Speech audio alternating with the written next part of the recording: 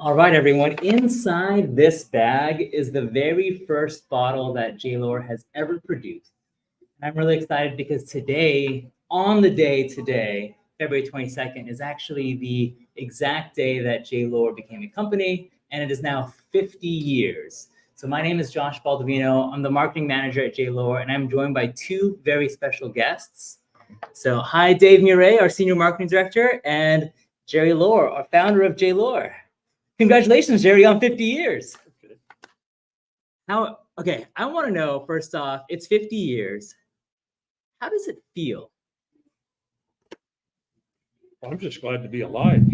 If you had been in many backhoe pits as I have and traveled as much as I have and said, please, won't you just try this one? And yes, I know it's less expensive, or it's more expensive, or it's a different label, or you haven't heard of the Roseco area of Monterey, or you haven't heard of Paso Robles, but just please try it. I love it. I love it. Well, in order to kick off the celebration, Dave, we have a special tasting here. So this is a vertical flight. Dave, can you explain to what we're tasting today? Yeah, last week we had the privilege, Josh and I, of going into the cellar, the library cellar, with Steve Lohr, one of our second generation co-owners and our CEO and president. And he allowed us to swipe a few bottles out of the family's personal stash. We decided to focus on the Hilltop Cabernet. So we have the current release, the 2021 Vineyard Series Hilltop Cabernet. And then we brought a 10-year-old bottle from 2014 and a 20-year-old bottle of Hilltop from 2004 to try. I'm really excited personally. I have never tasted a bottle that's been over 20 years old. Eventually, I would like to hopefully convince Jerry or one of the Lohr family to let us uncork what's in this bag. But I am excited. Dave, let me give this over to you. Yeah. Thank you. And if you're joining us live, let us know in the comments, what is the oldest bottle of wine that you've ever tasted? Because that could be fun. The oldest bottle from Lohr, you mean? From Lohr, or even in general. Jerry, can I ask you, what is the oldest bottle of Lohr that you've tasted recently?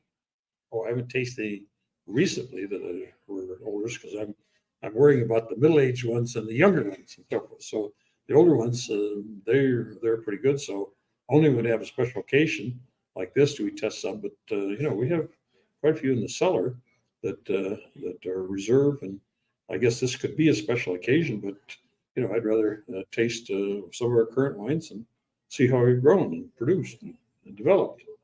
It's always a special occasion. This is a very, very special occasion. So cheers to 50 years. Congratulations.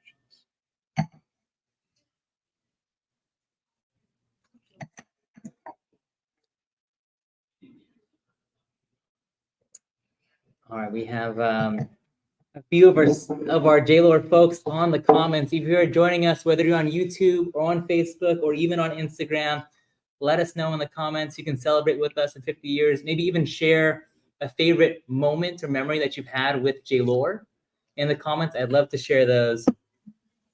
We got John Astasi over here saying that you're Jerry Lohr, the living legend. I wasn't. Like 10 years ago or 11 years ago, we were honored in Florida by Wine Enthusiast magazine as a legend. That's 10 years ago. So now what's a legend? It was a legend 10 years later. How's that for cool? Those are really fun milestones to have. And we're speaking of milestones. For me, the first question I have, and then Dave, I'll throw you the next question. I want to know, Jerry, what was the first restaurant or store where you saw a Lohr bottle of wine at? And what did you feel? Run me through that if you remember that at all. Well, when Carol and I had our house built in Saratoga in 1963, and so our children were born in 61, 64, and 69. So because Carol didn't work, she stayed home as a mother. So we would go shopping on Saturday morning, and I would take the children. And so she would go shopping, and I would babysit and take them. But as we got older, I think if somewhere here we have the picture of of the Shade House picture, where Steve was 10 and Cynthia was 7 and Lawrence was 2. But the first time that we really saw some wine was in the Argonaut bottle shop in Saratoga, the Argonaut Shopping Center.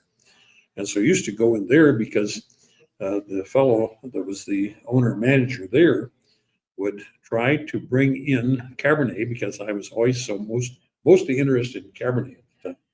So he would try to bring in a Cabernet. And so we would go there maybe every second week, or he'd give us a phone call and so forth. And then I would buy some. And for me, he would open a bottle and we'd have a tasting there. And then I would taste, or I would take some, and I'd typically buy about 3 bottles so I could give to other friends that, if they had. Now, that's before we even had J. Lohr there. So we kind of continued the same thing. If you're asking if the question was, when we had a J. Lohr bottle there, mm-hmm. We'd been kind of doing that for years when the children were small before that. So one of the things we did when we saw the bottle, I said, I'll buy it, open it, and taste with you. And that's what we did. Oh, that's got to be such an amazing feeling to see something that you've crafted and see it on the shelves in the store on a wine list for the first time. You see your name on it. I can't even imagine what that feels like. Well, it's a lot of sweat and inspiration and hard work by a number of other people, and so forth. You just don't do this by yourself. We had our vineyard manager was A.B. Hook. Our winemaker was Peter Stern. We were in this facility right here, and so we picked the grapes and harvested the grapes in '74. We didn't have any from our vineyard yet because we planted in '72 and '3.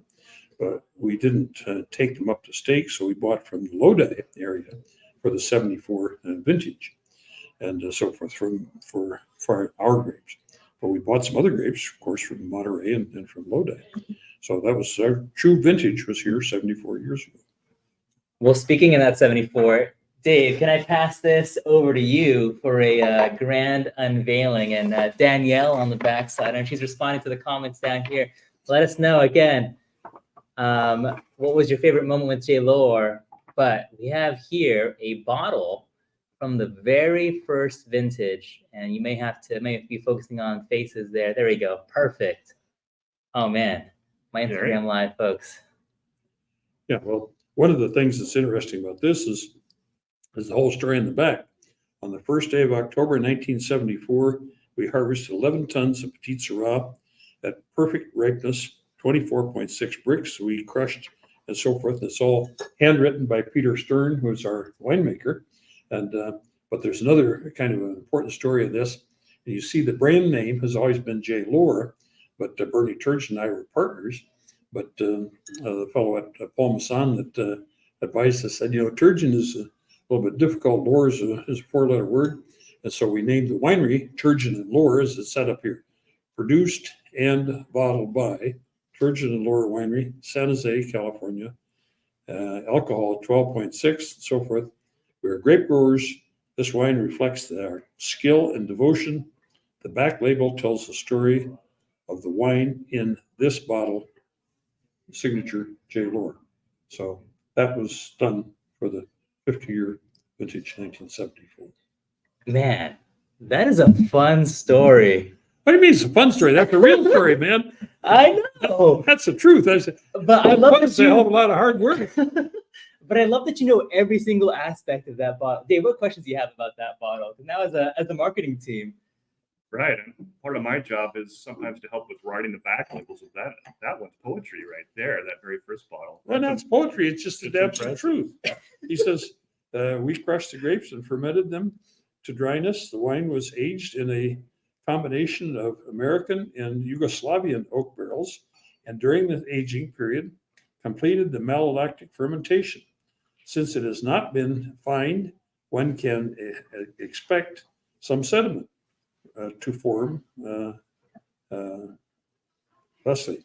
So thus necessitating decanting as the wine ages. So there's not only the making of it, but instructions to how to use it. how to drink it, how to enjoy it. Wine labels has changed a lot. Dave, I'll throw the next question to you. Jerry, can we talk a little bit about what we're trying here, the Hilltop? Can you tell us what the genesis of the Hilltop Cabernet was? Yeah, there's a kind of a long story, and I will try not to be too long, but I always wanted to grow Cabernet, and when we saw that the Cabernet in Monterey just didn't have enough heat to ripen properly there, we then had this big opportunity with we later had the big opportunity with the Hyatt Hotel to make a wine for them. And Barry Nico, the winemaker then, Peter Stern had moved on, and Barry was our winemaker. And I tasted many, many wines, and we tasted wines from all over the state to find a wine that we could buy the bulk wine and make for the Hyatt hotels. And the best source we found by far was in Paso Robles. The best place we found in Paso Robles was in Connie Kluker's vineyard. So you come east on 46, you go north about 3 miles on top of the hill up there was where her winery was. So we acquired land right in front of that. And I don't know if you have the Hilltop Monument that you can show. We have that monument there. Now, since then, we've gone even to a slightly higher elevation, 7 miles south. And with climate change, that area has actually gotten warmer because remember, we've been there for almost 40 years now. So it's gotten warmer. So now we get the Hilltop from 7 miles south from the vineyard that is the 20th acquisition we've made down there. So it's ever improving.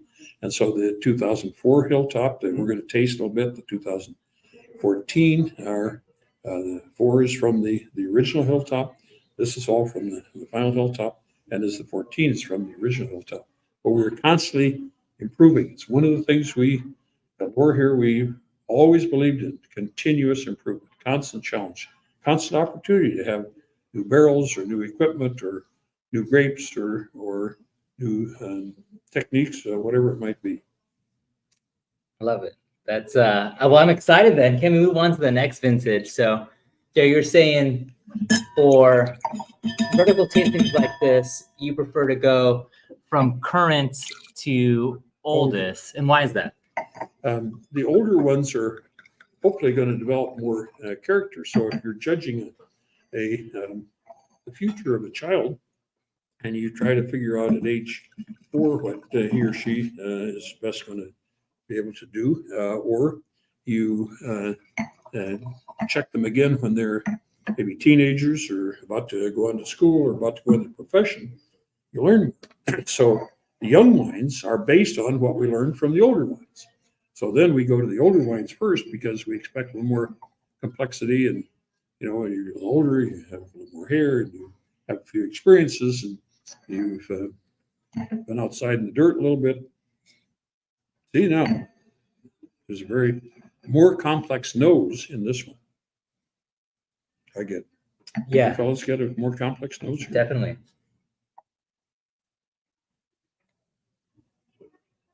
Yeah, at age 10. So compared to our current release, the tannins are a little more resolved, a little finer, finishes a little more seamless. Where the 21 we tasted has all kinds of fruit, but everything's not quite lined up yet. Perhaps this one's delicious. Fruit forward. This is how it matures. That's why we have the Hilltop brand with a simple name that says where it comes from. It's a higher elevation, but we've had it for years, and now that we know we have a better source, we can make up to 100,000 cases of Hilltop now from the vineyards that we have. Wow. God, this 14 is gorgeous. Yeah. Let's see if we get a few more bottles out of that. Dave, run me through what's a memory for me. Wine is fun because it's a time capsule, and you can save it and then think back and reflect. 2014, what was happening in your life in 2014? Biggest thing was I had a 3-year-old son driving the whole house a little crazy. Yeah, that was the big event of 2014. Okay. Was my son starting to run around there. 2014 for me, I finished my master's degree at University of Hawaii, and then I moved back to the Bay Area. But that was done with school, which is nice. Jerry, what about you? 2014, something memorable from 2014.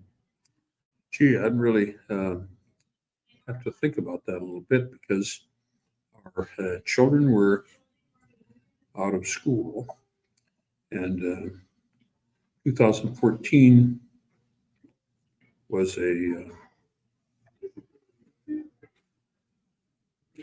let me just say kind of a transition year, I guess. Okay. As I think about the things that happened, we had lost Carol to breast cancer in 2008. We had made a number of changes here. Jeff Meyer had been with us for many years. Many folks had been with us for many, many years. But everybody was kind of growing, developing. And I'd say the other biggest thing really was that we had become the number one Cabernet in the country, the United States, between $10 and $20 with Seven Oaks Cabernet. Not Hilltop, but it's his younger brother that almost always grown in our vineyards, but we've always had a program of what we call trial vineyards. People would either come to us or we would come to them. And we would say, you have a different soil there, a different microclimate. Might we either buy grapes from you or would you like to sell some of that land or lease some of the land, or could we lease it and plant grapes on it there, and so forth. So that was very much in the kind of the pretty advanced learning then. But to be number one in the country goes back to a little bit the Hyatt program, where when the Hyatt came out, and we contracted with them that in 1984, so many years before this now, 30 years before this, we would buy the bulk wine and very carefully selected and do as much as 1,000 cases per hotel. And the Hyatt family, the Pritzker family, hoped that by then they would have 84 hotels. So I think they actually wound up having 81 because some permitting problems. So we set a goal then in 1981 of having 84,000 cases in 84 hotels. And that year we shipped 150,000 cases to the Hyatts, about 2/3 Cabernet and 1/3 Chardonnay. And so that gave us more assurance of the Paso Robles area. It acquainted a lot of people with Paso Robles. Other people came in wineries because most persons who start wineries don't start like I did in their 30s. And they're multimillionaires or very successful someplace. And they say, I'm going to be a winery, I'm going to be a winery, and so forth. Not me. We started out as a farmer in South Dakota. Came to Stanford to graduate school. I was there 3 years, Air Force 3 years, and wanted to be in the wine business for a whole host of reasons.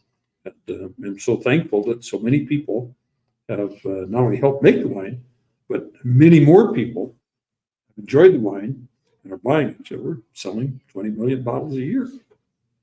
That's pretty amazing. No, that is amazing. Congratulations again. You're talking about Seven Oaks. Dave, Yes. We have an old bottle over there, right? What else did we snag from the library? We did find one of the first vintage Seven Oaks from the 87. So I'll have Danielle zoom in on this one right there. And for my Instagram Live, folks, I'll get it to you guys afterwards. But we're also streaming this on Facebook and on YouTube. And that is, what year is that, Dave, on there? 1987. 87. We got to find 3 more years ago then to get to that 84 that you were talking about.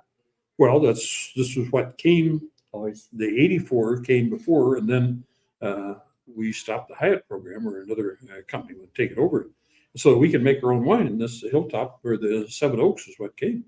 So of that, so people come to the winery down there and they say, "Oh, gee, where are the Seven Oaks?" I said, "Well, look across the road. More than Seven Oaks over there." I said, "Well, look, we're focused. Look over there. You'll find Seven Oaks. And then look over there. You'll find another Seven Oaks." They said, "Well, I counted. There's 8." I said, "We always keep one in reserve." That's gonna be a funny clip. I like that one a lot. Dave, you actually had a question that relates to Jerry's story in terms of where the whole winemaking began. You want to go ahead and send that one over to Jerry? I was just this day in particular in our history 50 years ago. What occurred on this day that we're actually celebrating today?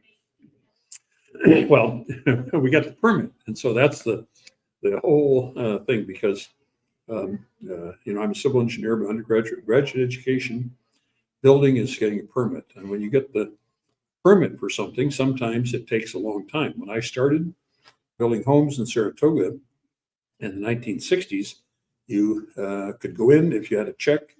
You could get the ticket that the little thing you put on the building that you were going to build, and so it was a 15-minute process. Then it became a 2-year process, and so any time that you are planning to do something in a situation like this, where the benefit of this was, this used to be the Falstaff Brewing Company here.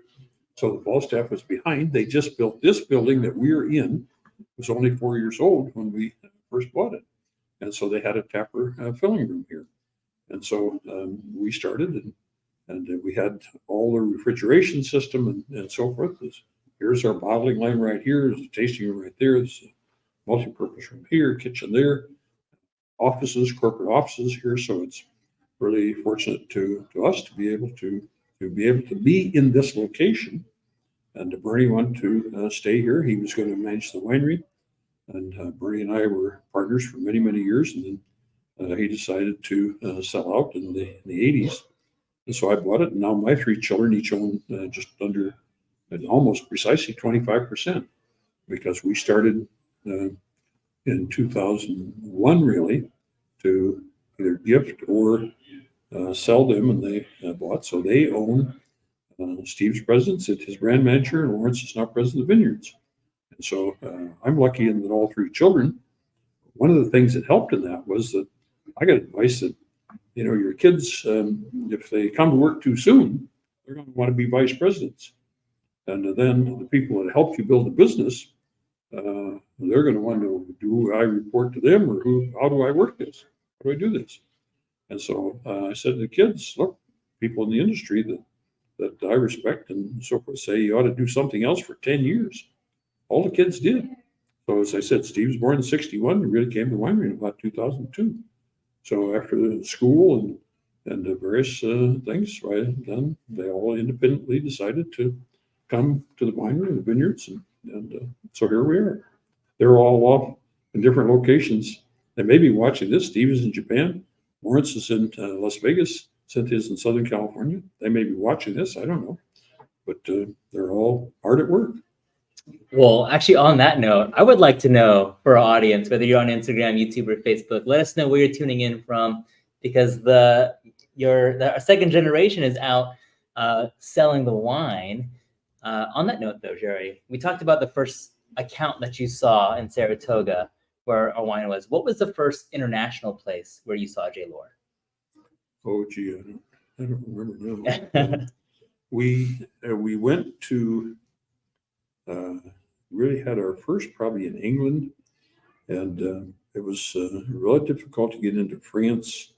We've had a very good distributor in the Netherlands. So I think if you talk about foreign countries, Canada's not a foreign country, but it's kind of almost far back. I honestly don't remember, because I just don't remember which country, because we're in quite a few. And I've been to I don't know how many countries, all the European countries a number of times. I've learned a tremendous amount of French. Carol, the children's mother, my wife, family in Germany. I'm German, Irish, Swedish, half Swedish, and so forth. So I've been to all those countries, and some have more wine than others. Some Italy is more difficult to get into because there's tremendous native pride there. To my knowledge, I don't know that we're in Spain or Portugal now. I've lost contact there, but yeah, Okay. It's still in 20 countries or so, especially Canada. Canada, we do it tremendous. The whole eastern part of Canada, we're the number one selling. As I said, we were the number one selling Cabernet here some years ago. Now we're second or third, but when you look at what's really coming from Paso Robles, we're still very much prominent, I would say, from that area. Well, it's nice to know that no matter where you're traveling, this year, you can hopefully try and find some J-Lohr there and enjoy that. I'm going to read off a few different comments, and we'll go into the last line as well. So here, and this is the 2004. Oh, Danielle, can we zoom in on this one? 20 years old. So same label there. I don't know, because does that get you? Yeah, well, it's on the camera up there. Oh, short Dave over here. I'm waiting for this one. We have to just press on our face to follow on that one to focus. But the color on this one, huh? Oh, pardon me. Yeah, that's all right. And let me move the banner off as well. And so if you're looking at this, just know that I have never, ever tasted a wine that was 20 years old. The note on this is very different. Danielle behind the camera is jealous that she can't sip right now. I'll save you some, don't worry. We won't drink it all.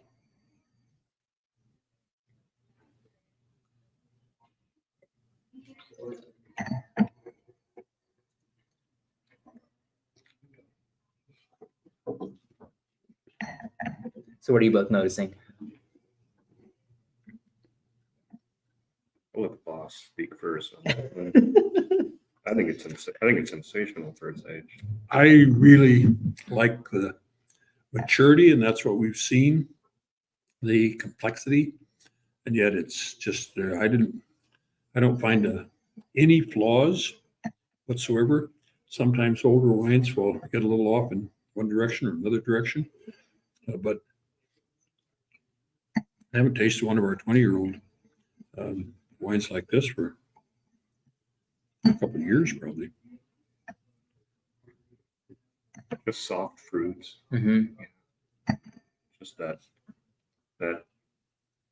20 months and spent in the French oak, it's just completely seamless on the finish now. Really pretty. You can see I had a little bit of trouble getting it open. I was going to say, there's a cork in the bottle. Instagram can see the cork. The cork literally dissolved as I started to open it up. But You haven't had enough experience, but it's happened to me once or twice also, shall we say. Look at the... I know. Well, here, The wine is not corked. Wait. The wine is not corked, however. That's really good. If the wine was corked, you would not enjoy it near as much as you do. But I can't recall when we've had one of our wines that's corked. Yeah. What is the secret to opening when you're opening something that's been aged for so long? I guess what considerations are you looking for the bottle and the corks? Well, did you open it, Dave? I did. You have to be very, very careful because sometimes the cork will rotate with you. So sometimes, and corks, because 20-year-old corks are sometimes very good and no problems, and sometimes occasionally have a problem. You just have to be very gentle when you do it. I was trying to be, but I was anxious to get to what was inside. You didn't quite succeed, but that's okay. All right. Well, I asked you about 2014, and just for the sake of it, just for fun, 2004, anything stand out? And for our friends online as well, anything stand out from 2004? Well, I don't say too much about it. That's when Carol had breast cancer. So we all live in the real world. We have great periods and we have very difficult periods. And so the 2004 vintage, we will never forget, because Carol passed away in 2018, in August 19th in 2004. And so we dedicate this vintage to her, and the fact that it is so good and so true to character is a compliment Carol and the whole winemaking team, all carrying that same time. Dave, actually on the far end corner, and let me switch camera too, or we do have, this is a very old label. What year is that one? 85. 1985. The label is, the watercolor painting of it. Do you remember the thought process behind that at all? Oh, absolutely, because this was Monterey, where we have our first vineyards, is too windy, and for Carol, it was too windy, and Paso Robles is too warm. You know, Paso Robles has the greatest diurnal difference of any wine growing area that I've ever known. It could be 55 at night and 105 in the daytime, or it could be 110 or 112 in the daytime and get down to below 60 at night. So when we were getting a little older and looked for a place that with the kids, you know, pretty much in college and so forth, that we could have, so we could go weekend a little bit, because otherwise, you know, it's no surprise, I was pretty much a several day a week worker, shall we say. And so Carol said, you know, where can we go? Well, you know, her parents had a place, and my parents moved to town from the farm and so forth. So we looked. So she liked Napa because there was shopping right nearby. There was also really good soil. And so we looked at several properties. We found this. It's 35 acres within the city limits of St. Helena. And so just very good and very good wine. It's been a situation for us, however, because of the quality of the wine from Paso Robles, which is different, but we have access and we have more land there. We have 4,000 gross acres with 3,000 net vine count acres in Paso Robles. And so it never for us was going to be an economic vineyard because we just couldn't have both Napa a tiny bit and that. So we have this just for special situations and special people that want it. So anybody that knows Carol's, love it. And it's very good year after year. We make it and win all kinds of medals with it. Other people in Napa give us a really bad time because they say, my God, I was just in New York last week. And the one lady that was pouring a bottle or pouring two, I won't say who it was, 2 tables over from us, said, Mr. Lohr, we sell our bottles for $375. My husband just bought one of your Carol's Vineyard for $75. I said, you want to have a taste off? She said, no, I didn't like the results from the taste off. Say no more, okay? You have a question, Dave. I saw you. No, just the Carol's Vineyard in Napa is beautiful, and I just want to mention on the side that part of the program also is it's tied to our Touching Lives program, and we donate part of the proceeds from every bottle sold at Carol's Vineyard to the National Breast Cancer Foundation. Really Family important. They've been here. We've been with them Mm-hmm. a number of places. The lady there is a many-year survivor. She just lost her husband, and we're quite close to them and very supportive. Well, as we round off our conversations today, it's been fun to reflect on your journey in business, Jerry, and hearing all the different stories. There's actually a lot. I have to show you after this show a few of the different comments that came in. Thank you for sharing your memories with J. Lohr. So many ones here. Let's pull one up. There's someone who used to work for J. Lohr before and says that Brandy Huck she misses selling J. Lohr. And she retired from the industry, but always her go-to wine now. So that's fun. And what else do we have here? Stan Late, a fine gentleman, a real pleasure to have met him several times and represented his fine wines in Newfoundland and Labrador for over 20 years. Thank you, Stan. it is fun to see where these programs and of course the wine end up reaching. For this, I mean, this is fun. For a library vintage like this, what would you pair with this? If we're gonna pull something special out, this weekend in the wine industry, we like to say is open that bottle night, and where you should be enjoying the wines that you've collected over the years. If we're pulling out, if someone else has a 2004 Lohr Hilltop Cabernet, which would be amazing, by the way, please take a picture of it and tag us. What would you pair with this wine? I'm gonna throw it to Dave first, and then Jerry, I want your preferred pairing as well. The easy pairing for me would be a really nice cheese course after the main course. This wine has settled down a little bit. It's a little more subtle. Some really nice, fairly sharp, hard cheeses, I think, would be a really rich pairing after I already had the steak off the grill. And Jerry, what about you?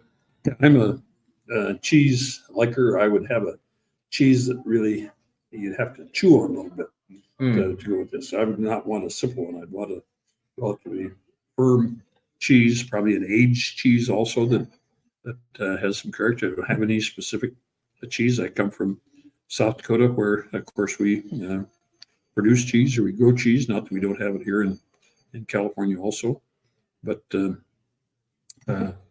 other thing that I do, and may sound a little surprising to people, is I like nuts. We grew up in South Dakota always having nuts during the holidays, and here you can have nuts all year round. And so if I'm home where it's earlier and it's going to be a while until we have dinner, and we don't have cheese, I would have some nuts with it. Almonds or pistachios, anything without salt. And what kind of cheese, Jerry? Oh, I don't know. It's changed so much recently. The cheese that I bought a particular store that I shopped in, I've lived in Saratoga 60 years, same house now for 52 years. The store just changed, and all the cheeses that I liked are no longer available there anymore. I've tried some of the others, and so I'm still in the trial, just like we trialed vineyards and so forth. I'm not going to recommend anyone. Yeah, it's not that I don't like them. It's just that as good as this wine is, quite frankly. Cheese is the secondary pairing to the wine, especially when you're pulling something special. So again, this weekend, if you're following wine holidays, and if you need an extra excuse to share a glass, this weekend is open that bottle night. And so if there's something that you've been saving, now's the perfect time to invite someone over to the house.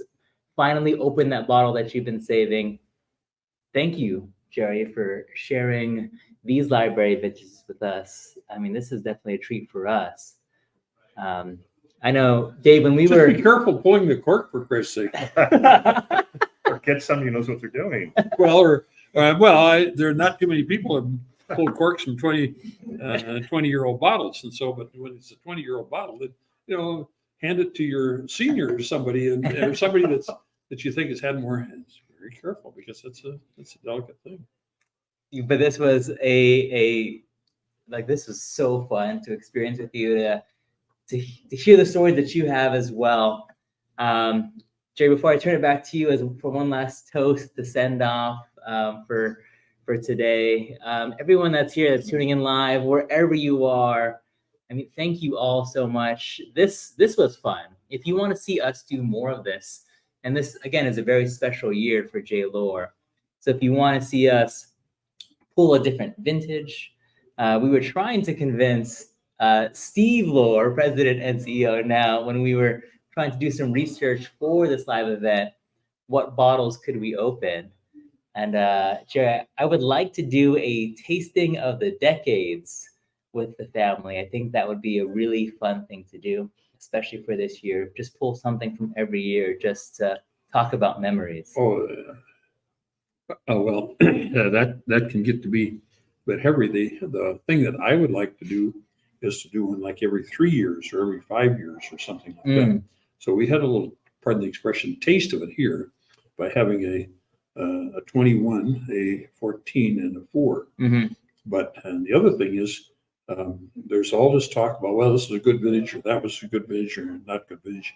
One of the nice things we have in the Central Coast is that we don't have the vintage changes that some other people have.